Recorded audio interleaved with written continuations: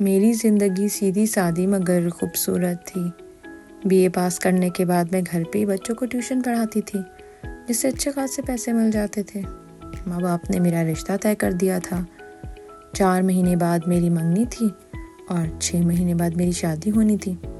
मगर फिर एक दिन मुझे छत पे धम से किसी के कूदने की आवाज़ आई, तो मैंने ये सोचा बच्चे फिर गेंद लेने के लिए छत पे आए होंगे, इसलिए मैंने कोई परवाह नहीं की और अपनी किताब पढ़ती रही। अचानक मेरा हमसाया मेरे कमरे में आ गया। उसने मेरे मुंह पे हाथ रखा और पूरी ताकत के साथ मेरे जिस्म के साथ उसने मेरा मुंह बंद किया हुआ था और मुझे सांस भी मुश्किल से आ रहा था। मुझे नहीं याद कि कितनी देर तक मैं फर्श पर पड़ी रही। अम्मा अब्बा के दरवाज़ा पीटने, ज़ोर ज़ोर से आवाज़ें देने पर मैंने बड़ी मुश्किल से हिम्मत करके बाहर का दरवाज़ा खोला और फिर वहीं दरवाजे के पास गिर के बेहोश हो गई।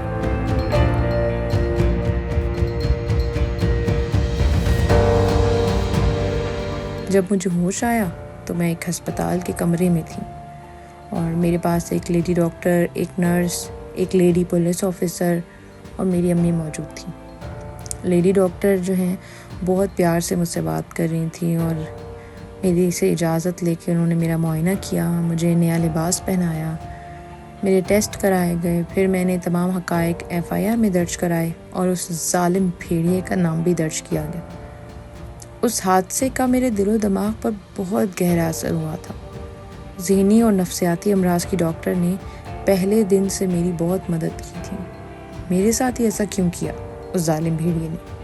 मैंने उनसे कई बार सवाल किया तो डॉक्टर साहिबा ने कहा कि हवस से मजबूर और पस्त ज़हनियत का शिकार कमज़ोर मर्द अपने आप को ताकतवर जाहिर करने के लिए किसी के साथ भी ये गंदा फेल कर सकता है। तुम्हारा इसमें कोई कसूर नहीं था।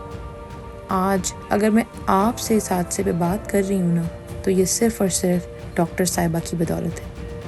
एंटी रेप क्राइसिस सेल के स्टाफ का रवैया और उनके ताउन को देखकर सब घर वाले मान गए। एंटी रेप क्राइसिस सेल के तमाम अमले, पुलिस, अदालत और ख़ास तौर पे UN वुमेन की बेहद मशकूर हूँ, जिन्होंने एंटी रेप एक्ट 2021 को बनाने और एंटी रेप क्राइसिस सेल बनाने में भरपूर ताउन किया। कानून औरत की हिफाजत करता है, मगर औरत को इंसाफ लेने के लिए ARCC जैसे इदारे बहुत ज़रूरी हैं। मेरा मुकदमा अदालत में है और अब मुझ में इतनी ताकत है कि मैं जालिम को सज़ा दिलवा के रहूँगी।